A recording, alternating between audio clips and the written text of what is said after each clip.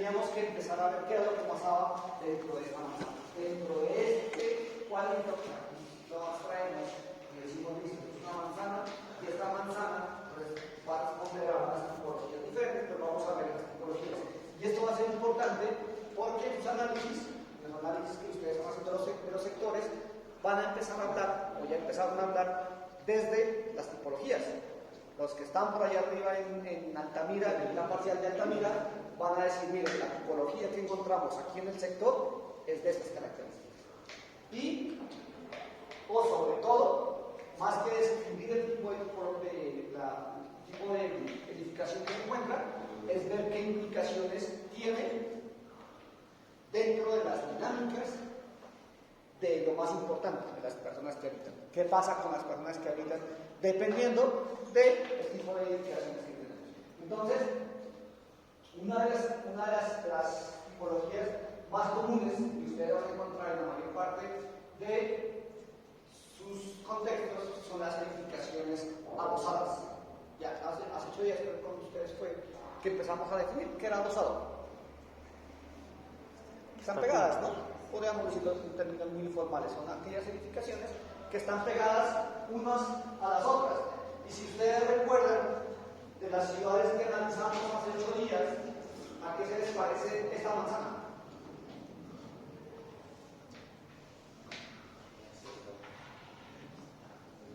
¿Recuerdan que hace 8 días analizamos unas ciudades y cada ciudad tiene una manzana diferente y unas características diferentes en la casa?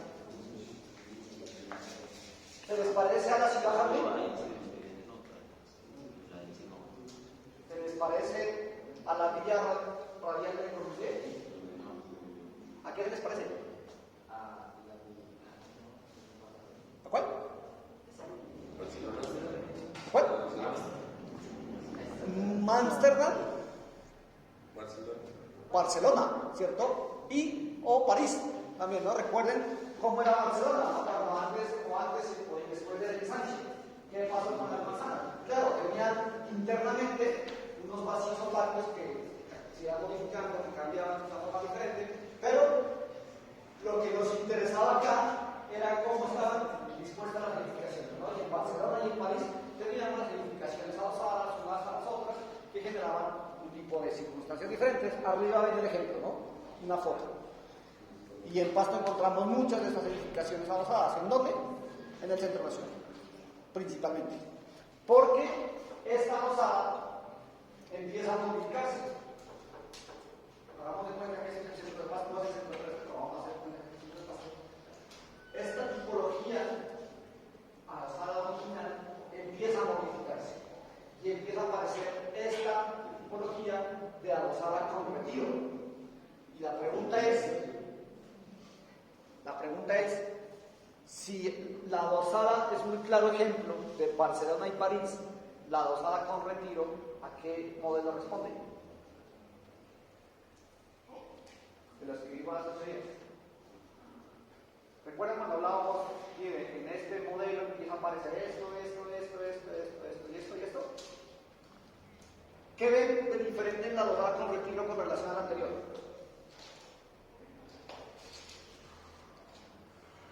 ¿Es igual?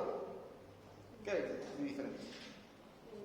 La adosada con retiro tiene un vacío más grande y en conjunto. ¿Este vacío? ¿Sí?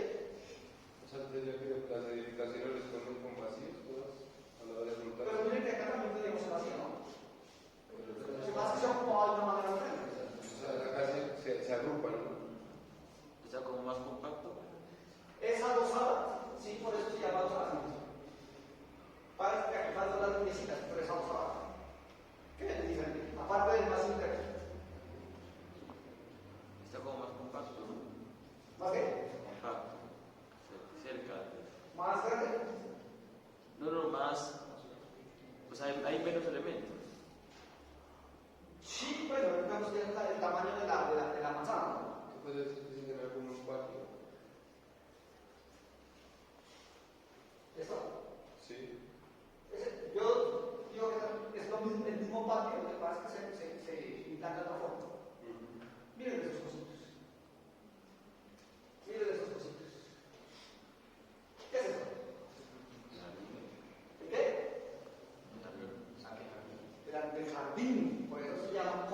sentido. Y ahora sí recuerdan en qué modelo vimos eso.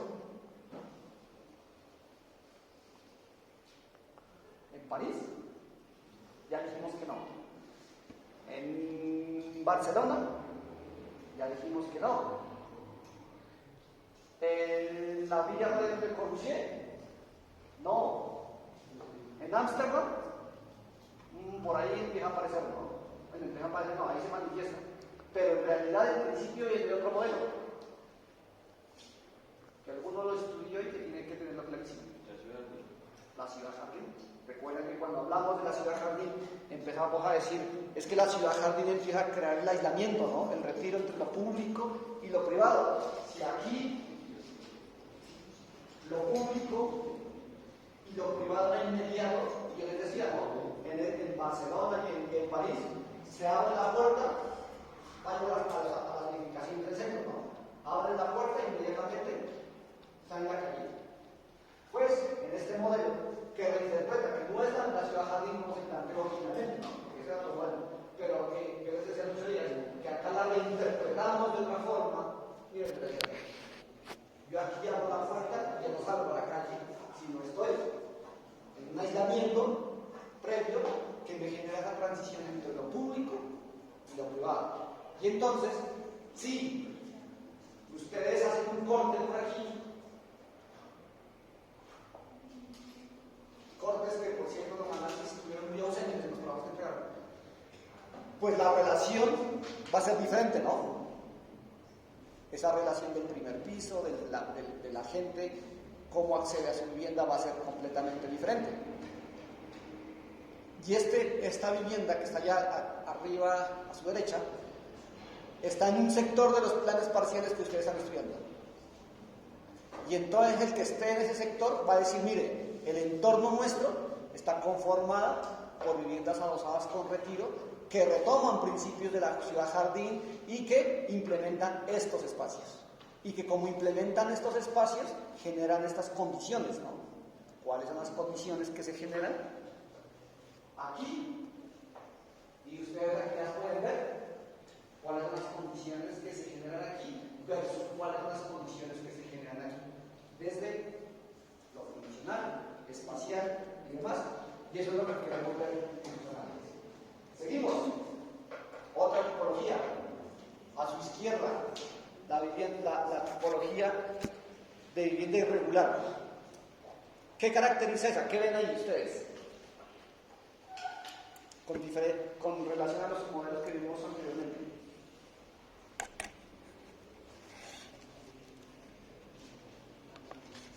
¿La guerra?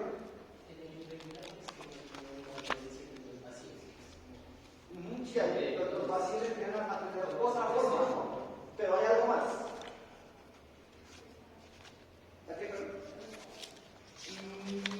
Pareciera que está aislada, pero no está aislada. En realidad está usada. Hay otra condición. ¿Qué ven? Exactamente. Y ustedes lo han visto, no sé, por acá, por allá arriba en San Ignacio, lo que uno llama las calles ciegas, ¿no? No entra al interior de la manzana, por allá son unos garajes, unos accesos, pero está como en la mitad de la manzana. Entonces, oye, ¿por qué pasa eso? Porque la vía no está claramente definida por la morfología de la manzana, sino que empieza a irrumpirse la manzana para generar una serie de accesos. ¿Cuál sería la respuesta? ¿Por qué? ¿Por qué creen que sucede? ¿A qué respondes? Y hace 8 días cuando hablábamos de por qué las ciudades empiezan a crecer de una determinada forma, y es por intereses económicos, por necesidades espaciales, ¿cierto? Entonces yo acá necesito aprovechar el interior de la manzana y empiezo a modificarla. Empiezo a modificar esa manzana que era de vivienda aislada o de vivienda aislada con retiro, puede ser. Empiezo a modificarla porque necesito ingresar al interior de la manzana a crear nuevas viviendas, nuevos espacios habitables, y eso empieza a modificar. Y ahí, como la compañera nos decía, pareciera que está aislada, pero no está aislada, está muy bien, es adosada. Siguiente tipo, imagen derecha para ustedes. La vivienda en hilera. ¿La conocen? ¿La han visto? Viene de Frankfurt, viene también se aplica en Ámsterdam, ¿no? Porque esto responde a una condición que buscaba precisamente Frankfurt y Ámsterdam, que era la construcción industrializada. Recuerden que necesitábamos tanto en Frankfurt como Ámsterdam responder a las grandes necesidades de vivienda de manera rápida, ¿no? Eficiente. Llega la industrialización y cuando llega la industrialización empezamos a hacer viviendas en masa y los sistemas constructivos y procesos y sistemas estructurales que se implementan pues hacen que se empiece a construir estas hileras, ¿no? Y por eso se llama vivienda en hilera. Porque si ustedes se dan cuenta, cuando en algún momento vean un plano estructural, pues hay un eje estructural por aquí, hay otro eje estructural por aquí, comparten una estructura por ese sentido, y pues es la forma más eficiente de construir, ¿no? Porque no tengo que hacer una estructura para cada casa independiente, sino que hay una estructura en conjunto. Pero eso, aparte de lo estructural, genera unas condiciones espaciales diferentes, a diferencia de las otras manzanas que logran ver ahí.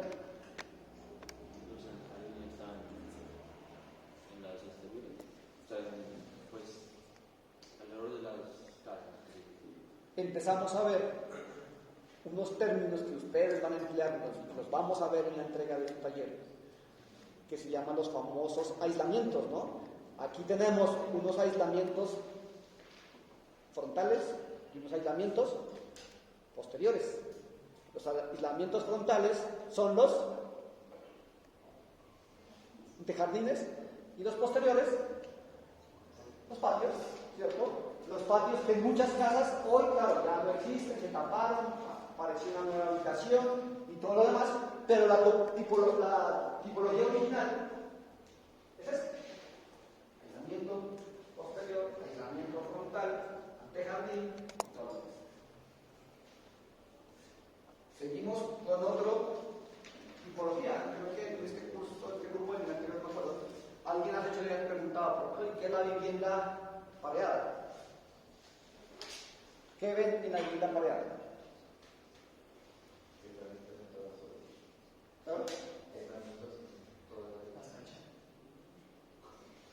Palo, ¿no? Dos, que nosotros lo hemos modificado también.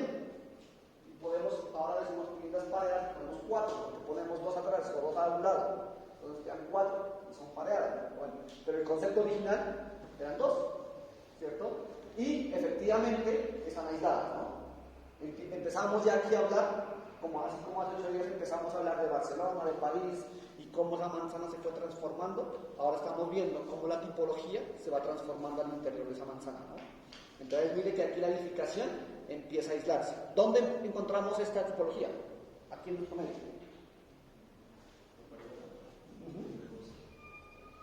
En el bosque.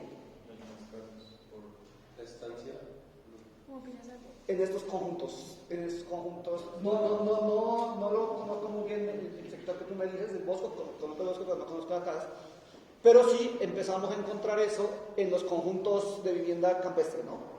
Por allá en la salida al sur hay unos, no sé si en Pinazaco hay apareadas, o si son aisladas completamente, pero sí empiezan a aparecer en esos conjuntos de vivienda de otro estrato, ¿no? Listo, pasamos de la vivienda apareada a la vivienda aislada. Y en la vivienda aislada, sí, bueno, la vivienda apareada, ¿qué principios aplica de todo lo que habíamos visto antes, de todas las ciudades? ¿Dónde nace, por decir algo, ese concepto de la vivienda apareada? Otra vez, ¿en Barcelona? Para nada, ¿no? En Ámsterdam, para nada tampoco. ¿En dónde? En la ciudad jardín, ¿no? En la ciudad jardín, recuerden que los principios de la ciudad jardín era la vivienda aislada con un entorno verde y todo lo demás, ¿no? Que después ese concepto de la ciudad jardín empieza a industrializarse y empieza a generar otro tipo de vivienda más en alta densidad, pues otro cuento. Pero ahí hay unos principios de la ciudad jardín. Pasamos a la vivienda aislada. Y la vivienda aislada ya lo tienen clarísimo dónde nace, ¿no? ¿Dónde? ¿En dónde? Puede que sí en la ciudad jardín, pero se hace más evidente dónde. Cuando nos aislamos, queremos aislarnos de todo, ya no nos importa lo colectivo. ¿Qué digo? En la ciudad radial de Corbusier. No recuerden que la ciudad radial de Corbusier, o los principios de la arquitectura moderna, lo que buscan es el bloque aislado, ¿no? Oye, claro, lo que pasa es que allá, cuando ya se llega al modernismo, y los principios cristianos y todo lo demás, empezamos a hablar de esto, ¿no? Sobre todo de estos elementos.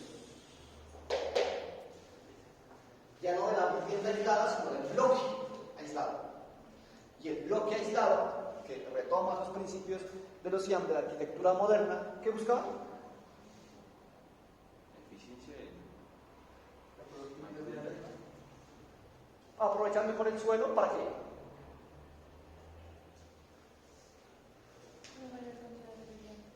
¿Para qué, perdón? Para mayor cantidad de vivienda, pero también para liberar ese espacio, para crear espacios públicos, espacios verdes, porque recuerden que en los IAM empezamos a hablar de abordar la vida en realidad como si fuera una máquina, ¿no?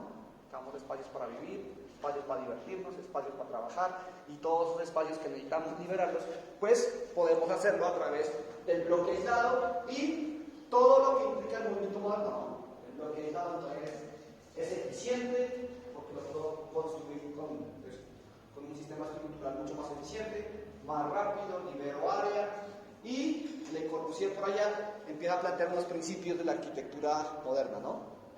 La planta libre, el equipamiento dentro del edificio, que no lo habíamos visto en ninguno de los modelos anteriores al bloque suelo. Y si ustedes se dan cuenta, entonces, todo esto que hemos visto, o esto poco que hemos visto, hasta acá, todos estos modelos, o todas estas tipologías, perdón, están en sus sitios de intervención. Todos. Lo notamos con el grupo anterior. No todos al tiempo. Puede que en algunos se manifieste uno o dos tipologías. Pero todos los modelos están. En Digitayo. En Digitayo, por ejemplo, si sale en Digitayo, ¿qué tipología tiene? ¿Qué tipología han identificado? No, ya pasemos, superemos lo de hecho 10, hablemoslo en lo que vimos hoy.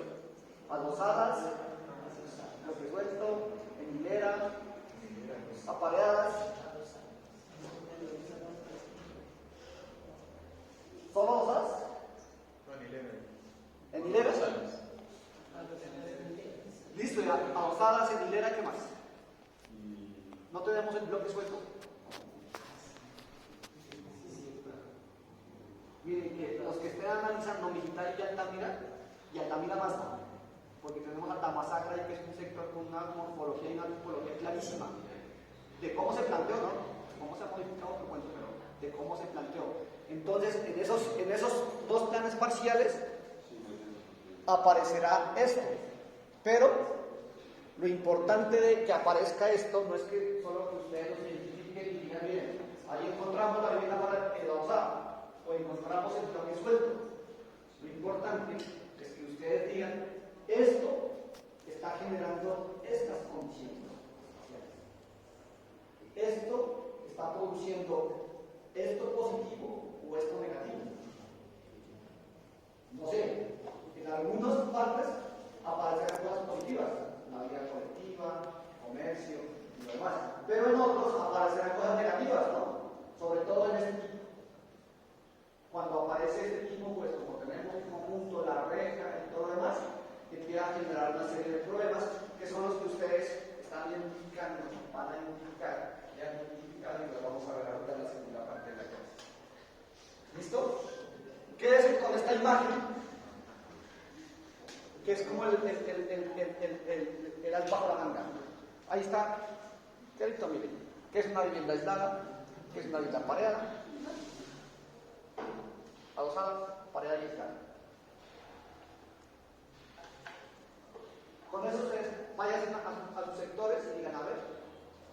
tengo vivienda adosada. Que la adosada puede ser empleo también, ¿no? Tengo vivienda pareada, que no creo que haya en ninguna parte de los sectores que ustedes estén estudiando, o no sé, lo que tú me decías del bosque. Y vivienda aislada. No sé si ustedes han identificado vivienda aislada en alguno de los planes parciales. Creo que no. ¿Eh? El bloque aislado. No, bueno, vivienda aislada, perdón, vivienda aislada de baja densidad. Casas. No, el bloque no tenemos, ¿no?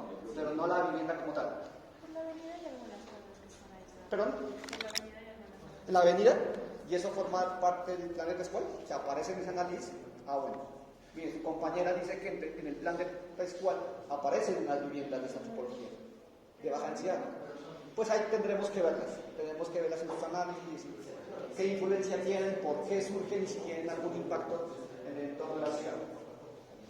Y, sobre todo, muchachos, cuando hayan identificado estos elementos, pregúntense cómo están dispuestos dentro de la manzana.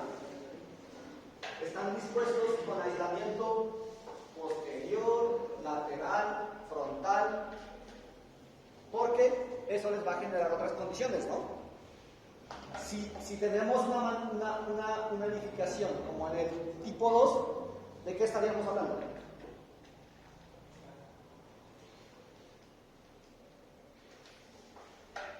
¿De qué tipología estaríamos hablando?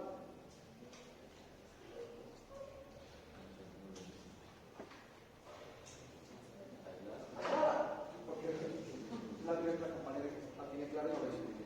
Claro, miren, si yo tengo una edificación que tiene retiro por todos lados, estamos hablando de una edificación totalmente aislada, ¿no? Si tenemos una tipología como la 4, ¿de qué estaríamos hablando?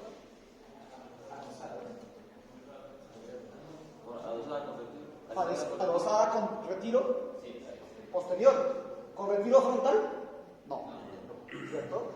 Miren que con estos esquemas ustedes fácilmente pueden hacer sus análisis y decir, miren, la tipología que identifica mi sector es esta, pero vuelvo y les digo, lo más importante de esto no es que solo nos digan qué, sino qué implicaciones tienen estos distintos elementos que está generando esto. Y sobre todo, y más importante, es ustedes cómo los van a reinterpretar, retomar, incluir o aplicar dentro de sus propuestas, ¿no? Ustedes pueden decir, miren, mi tipología o mi morfología es esta, y yo quiero aplicar eso, o definitivamente yo no voy a aplicar esos principios porque esto me está generando más problemas que soluciones. O voy a aplicar este principio, pero tengo que tomar otras medidas diferentes y ya vamos a ver. Ahí pueden ver algunos ejemplos, pero ya los hemos visto en las otras, en cada una de las imágenes. ¿Claro hasta ahí? Ya son expertos en tipologías, ¿no? Bueno, yo asumo que ya las conocían, las estamos como recordando.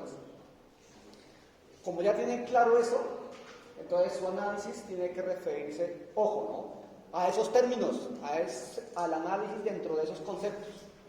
El entorno está conformado por una morfología de este tipo que responde a esto, y su tipología es esto.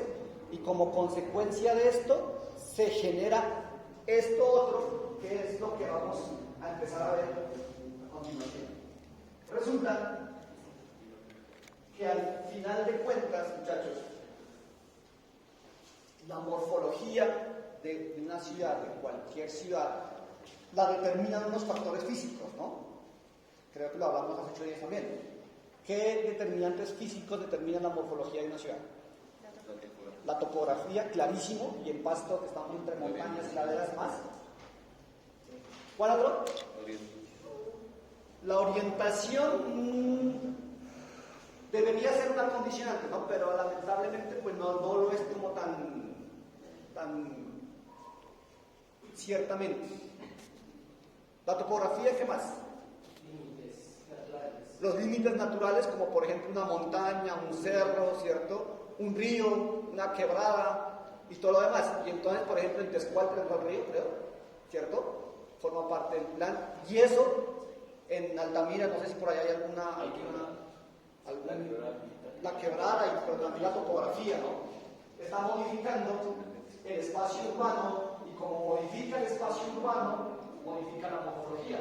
Entonces, no se olviden, muchachos, de esto, de que el espacio urbano al final es una respuesta a las condicionantes físicas de la ciudad.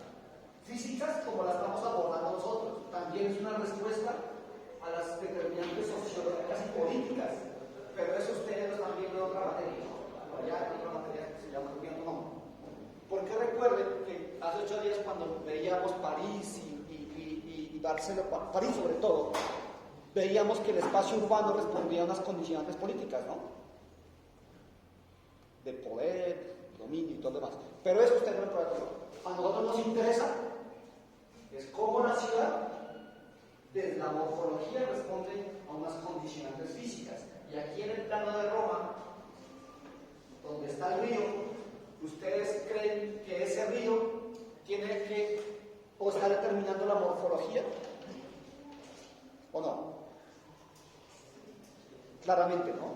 Y estos análisis de ver qué es determinantes físicas a través del lleno y el vacío es lo que nos permite identificar rápidamente la morfología de un sitio.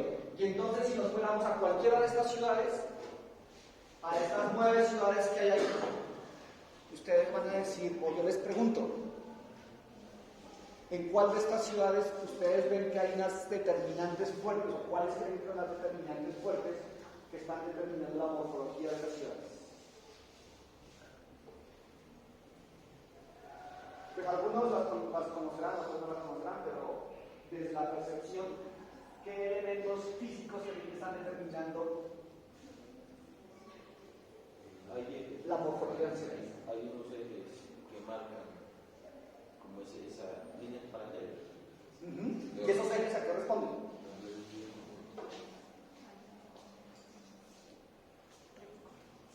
¿Ven ustedes igual Nueva York a Roma? A nivel morfológico. ¿Por qué? ¿Por qué creen que no es igual? Roma tiene un condicionante, ¿no? Roma tiene un condicionante que es el... Porque Roma, exactamente como lo dice el compañero acá, pues tenemos un elemento físico, ¿no? Que nos empieza a decir que en torno a Roma, en torno a este elemento físico actual, tenemos que responder con una morfología que se ha ido desarrollando y que, por lo general, en estas ciudades clásicas, bueno, en la nuestra también, responden más que a la adaptación, más que a la planeación, ¿no? Diga, el terreno es así, el sitio es así, empecemos a ver cómo es que la manzana empieza a adecuarse así. A diferencia de Nueva York, donde hicimos una ciudad sobre Manhattan, ¿no? Planificada. Una ciudad que se planeó desde la oficina, por decirlo así, y que se dijo, bueno, pues la ciudad va a ser así, así, así, pero además porque Manhattan lo permitía, ¿no? Pues Manhattan no tenemos montañas, tenemos los ríos y al lado. Lo que es Manhattan es totalmente plano y podemos responder con unas morfologías completamente ortogonales. Y si ustedes fueran a analizar París, ¿no? Lo que mirábamos hace 8 días, pues París tiene unas condiciones particulares, Barcelona, que también lo mirábamos hace 8 días, tiene unas condiciones particulares, y esas condiciones particulares son las que al final determinan la morfología. Entonces, el segundo punto que debe estar en sus análisis es qué condicionantes de los sitios que están interviniendo ustedes están determinando la morfología de ese entorno. Pero, y sobre todo, cómo las condicionantes físicas del lugar van a influir en las propuestas que ustedes hagan. ¿Listo? ¿Seguimos? Y entonces, les decía hace un momento que esa morfología, ¿cómo la podemos estudiar? A través de este plano que le llamamos llenos y vacíos, o plano de Nolli, porque fue un señor de apellido Nolli que lo inventó para hacer el estudio precisamente del espacio urbano de Roma. Y entonces, este planito también aparecerá en sus análisis, ¿no? Pero más que aparecer ahí como como de relleno, por decirlo así, tenemos que empezar a analizar qué respuesta, ¿no?, es a las condicionantes físicas del territorio.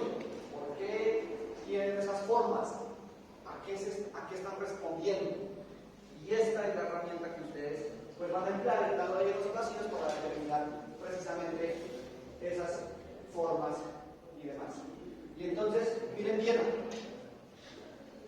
¿Qué ven en Viena? Los que conocen Viena, ustedes vacaciones van a Viena. Cuando uno ve una película que hay en Viena, los famosos canales turísticos ahí, ¿no?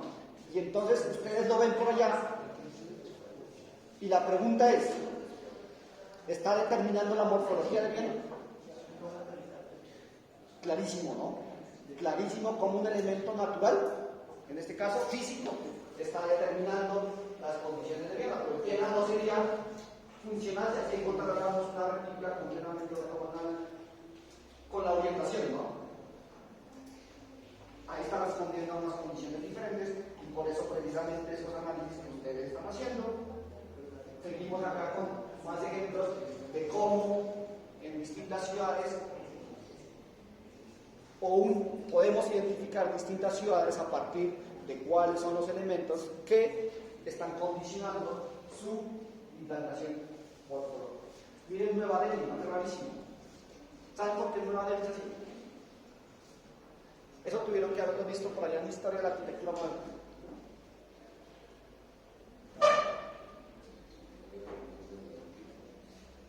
¿A qué les parece? Bueno, es que los que estudiaron la vía radial estudiaron el edificio como tal, pero en realidad la ciudad radial de Le Corbusier es una teoría de cómo hacer el planeamiento urbano, ¿no? No solo es el edificio que estudiaron en el ejercicio acá. Es una teoría de planeamiento urbano que se aplicó en Nueva Delhi, porque en Nueva Delhi para allá fue el movimiento moderno y ya hizo un planeamiento y allá la ciudad se construyó así. Y ustedes miren que tiene una forma totalmente definida, ¿no? Radial. Y eso radial respondía que cada anillo de esos tenía una función, pero además. Al final pasamos, cuando hacemos el estudio morfológico, ¿qué pasa si a ese plano que ustedes tienen allá, a su derecha, le quitamos las manchitas blancas? ¿Qué nos quedaría? Una mancha totalmente negra, ¿no? Y si nos queda la mancha totalmente negra, no podemos determinar cuál es la morfología de la ciudad o del sector. Con eso podemos decir entonces que ¿quién es el que determina la morfología? El espacio público, la malla, pero si lo llevamos a términos más funcionales y prácticos, la calle, ¿cierto? Y ahora vamos a ver entonces muy rápidamente qué tiene que ver la calle en la conformación de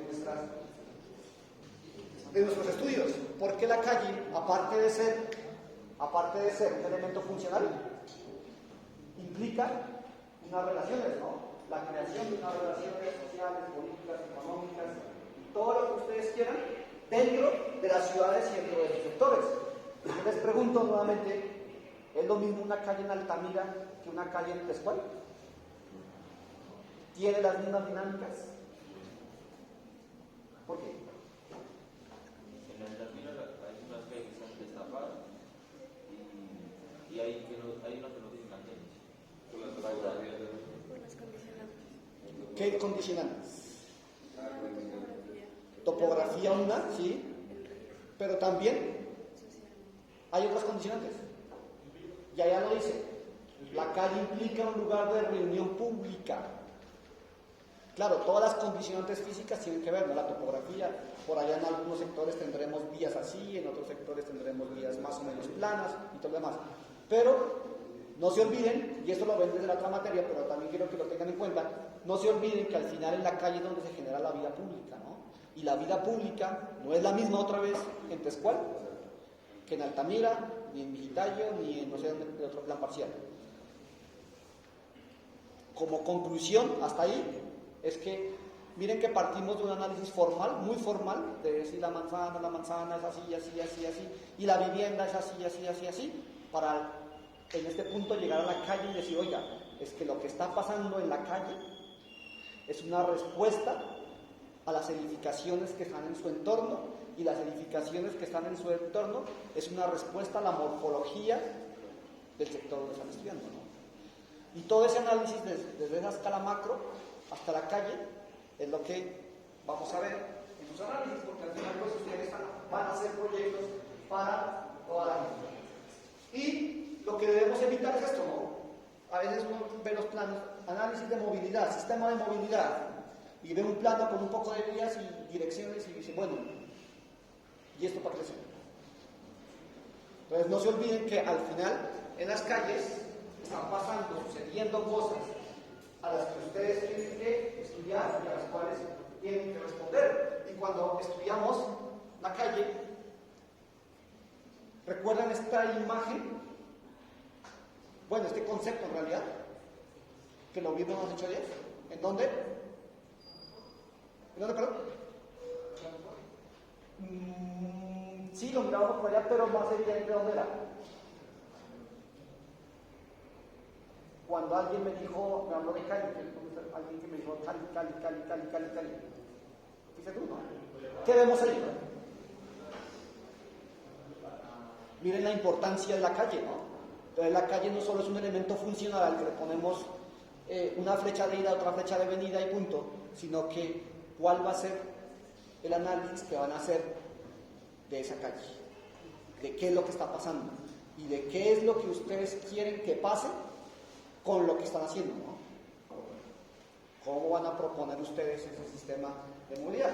Y esto se ve en estos detalles, ¿no? Muy ausentes en los análisis que entregaron. Corte, porque en el corte yo puedo ver las dinámicas que quiero generar, las proporciones que necesito, ¿no? Yo miraba los textos que ustedes entregaron y en la teoría decía, es que la calle es esto, y yo buscaba un dibujito por ahí en algún lado para ver. Nada. O en otro decían, mire, es que en París, el boulevard, la calle, y hacían una calle con una vuelta en la mitad.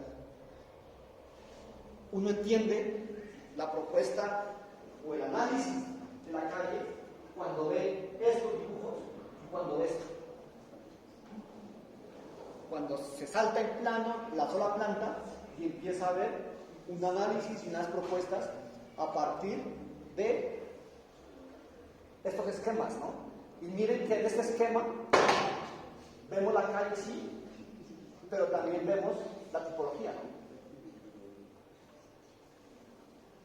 Vemos cómo está funcionando esa edificación, vemos qué respuesta hay de la edificación frente al espacio público, vemos qué respuesta hay del espacio privado frente al espacio público, vemos cuáles son las proporciones que deberían tener las vías con relación a la tipología.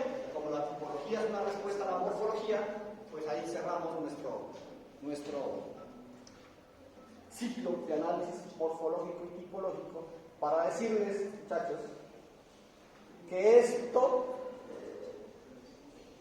conceptos, tanto para el análisis como para las posibles propuestas que ustedes están haciendo dentro del taller, deben estar incluidas, manejadas desde esos términos, desde esas herramientas, ¿no? Análisis tipológico, morfológico, llenos y vacíos y demás, para que podamos entender cómo lo que hemos visto durante estas 3 o 4 clases realmente se está aplicando y lo están teniendo en cuenta para su taller, no solo como un relleno, sino como realmente algo que les está sirviendo para hacer sus análisis.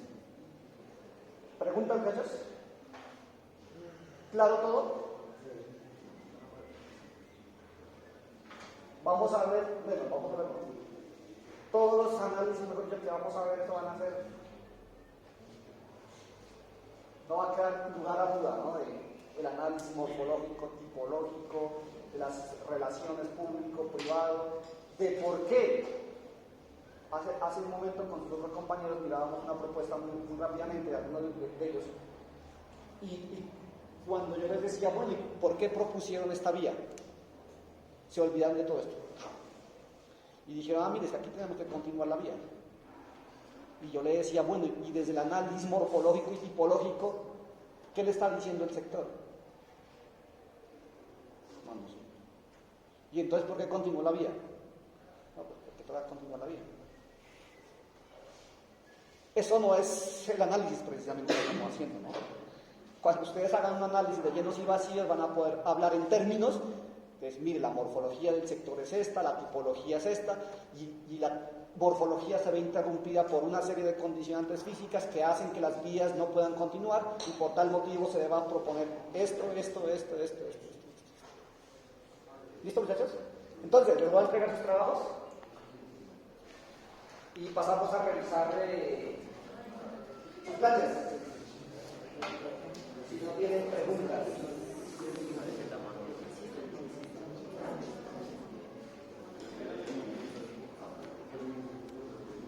Estaba el 30% de Miriam, ¿ya hizo todo bien? Es Altamira. Es este.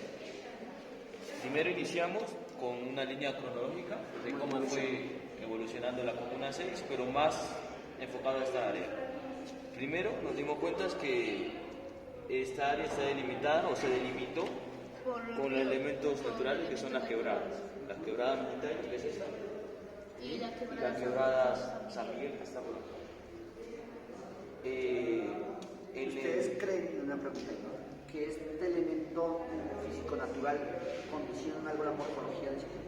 Se supone que ese era el límite. Se supone que era. El límite donde se llegaba a la expansión urbana, pero ese límite pues se sobrepasó. Y tampoco está condicionando la morfología. No. Que se recuerdan cuando mirábamos Viena, que entonces todo esto empezaba a responder acá nada. No, acá se rompió completamente. Se rompió, incluso se pasó el límite, o sea, no respetaron la... ¿Esto a qué obedece? Esto nos dimos cuenta, Esta dirección. por eso nos dimos cuenta que fue la topografía del lugar.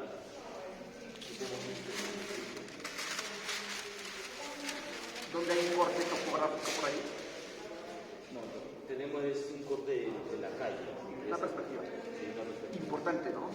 Hacer un corte aquí y decir, mire, esta es la pendiente y por eso la morfología que se implantó ahí respondía a una condicionante física que era la topografía. Aquí se ve, por ejemplo, que la topografía es más en diagonal. Entonces, como yo creo que se aferraron mucho a esa malla cuadriculada que viene de acá, así. Entonces, para no, digámoslo, cambiar la malla, realmente orientaron hacia la topografía que va más hacia así. Por ejemplo, acá también se puede ver la topografía que es más horizontal y por eso se ven así estas masas, se ven así. Entonces, yo creo que la morfología de Tamasagra responde más a la topografía y también a que se aferraron mucho a esa malla en vez de hacer una malla que sea continua pero más sinuosa, que se adapte a la topografía. Y el resultado pues, de eso dieron estas zonas verdes residuales prácticamente del entramado de la morfología. Y la tipología es adosada y se ve bastante denso, o sea, bastante denso en el sentido pues... Miren que esa es una de las condicionantes de la tipología adosada, ¿no? Sí. Que como lo veíamos en Frankfurt, ¿no?, lo que se buscaba era la mayor cantidad de viviendas a costa de algo. ¿De qué creen acá? Acá primero, o sea, a costa de lo que tú dijiste, de que densificamos tanto. Mira que aquí, o sea, yo no sé cómo será caminar por aquí. Está todo tan saturado, sí, ¿no? Tan saturado, que es prácticamente imposible que ahí se genere espacio público.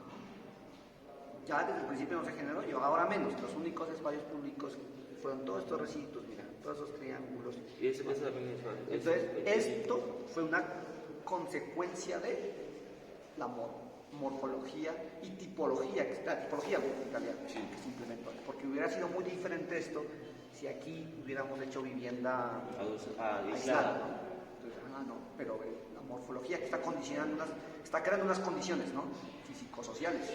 ¿Cómo vive la gente allá hoy? ¿Cuál es el problema del carro, no? Porque muchas de esas son peatonales y uno la ve llena de carros por ahí. No sé cómo los meten, pero por ahí los meten. Todos esos problemas en los que ustedes dicen, y esto tiene que ver no con la falta de cultura, si es otra cosa, tiene que ver con la tipología de vivienda que se implementó ahí, Y el y que esa espacio. tipología respondía a una morfología que respondía a una condición de la noche.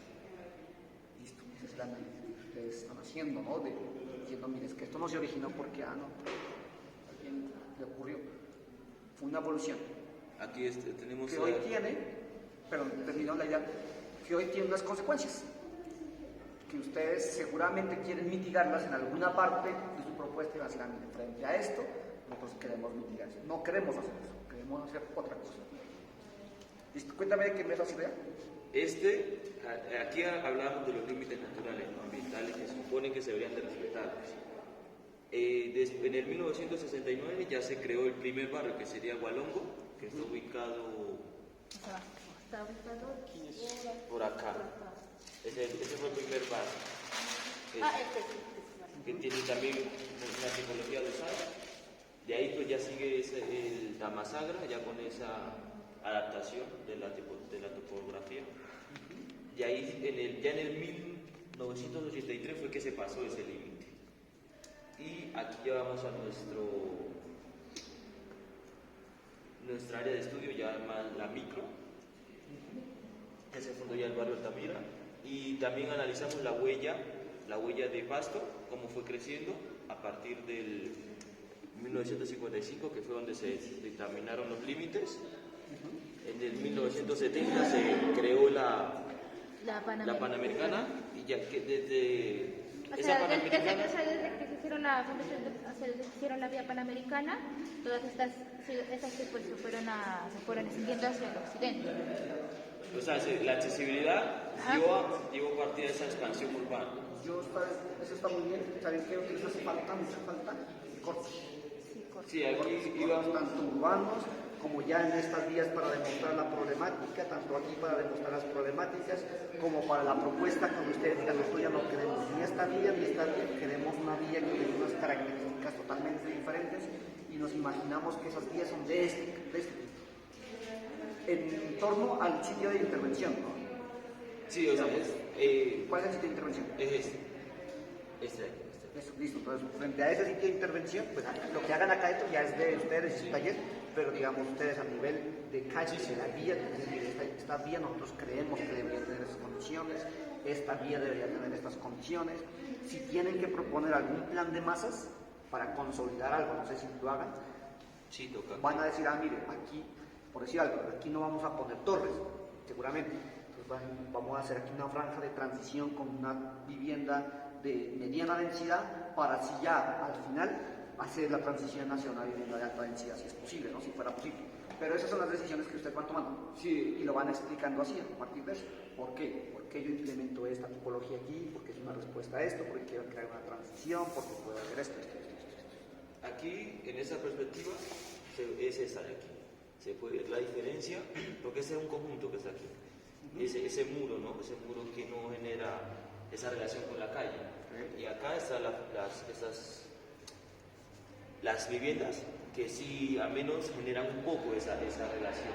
Entonces nosotros lo que queríamos hacer, o lo que queremos hacer, es, digamos, hacer un punto de transición en nuestro lote entre esto ambiental, que es la UDRA, y entre lo urbano, que ya sería Altamira. Esa transición por medio de probablemente viviendas aisladas que permitan esa continuidad con esa malla. Eso es lo que tienen que mostrar. Y lo muestran pues desde mi materia, digamos, lo que yo voy a evaluar. ¿Con cortes? Con cortes, con esquemas. ¿Podemos hacerlo por ese medio? Así como estamos trabajando. Pero de que nombren eso, ¿no? Mira, aquí la morfología va a ser esta, la tipología va a ser esta, porque va a ser una respuesta a esto. Queremos buscar esto. Y una propuesta que tenemos nosotros es, digamos, la mitad de la vía, hacerla para andén y que esta vía solo sea de un sentido. Porque aquí son de dos sentidos. Hacer que Bueno, ese pues andén, ahí si ustedes solucionan el problema de movilidad macro meso, pues... este es macro. Pero eso tiene que solucionar, ¿no? Porque a veces ustedes dicen, no, vamos a hacer esta vía de un solo, o peatonal, y bueno, ¿y los carros para dónde van a ir? Sí, tengo que configurar Tienen que todos los solucionar sentidos. todo el problema y después se dicen, mire, como ya solucionamos todo esto, ahora sí ya sabemos que esta vía la podemos hacer de este carácter. Queremos darle una dinámica comercial, activa, peatonal, verde. ¿Listo? Pues otra cosita, lo último es, con ese andén que le digo, unir todas estas zonas verdes descuidadas y convertirlo en espacio público efectivo, porque ahorita están como aisladas, están completamente de estos otros espacios públicos, y es como unir todo eso. Porque aquí se presenta un déficit al espacio público brutal. Ya dijimos, ¿no? Que eso se debe a la tipología de vivienda que se implantó. Hasta ahí pues ¿Listo? Yo les aconsejo es que más cortes y sí. Más cortes, ¿no? así A podemos partir del trabajar. corte. Esa es una perspectiva. Corte es pero- como el que yo les mostré allí en la última diapositiva. Sí, pero había uno, usted tenía una perspectiva y como el corte acá abajito. Ah, sí, claro. Así. Porque ahí ustedes van a empezar a hablar tal vez de dimensiones, pero más de proporciones. Es decir, mire, si tenemos un edificio de 10 pisos o 5 pisos, creemos que la vía debería ser de este tamaño para que responda a esa modificatoria que está ahí. ¿Listo? Usted revisa esto, ese es el plan, ¿no? Yo ahí ya- Si no se ve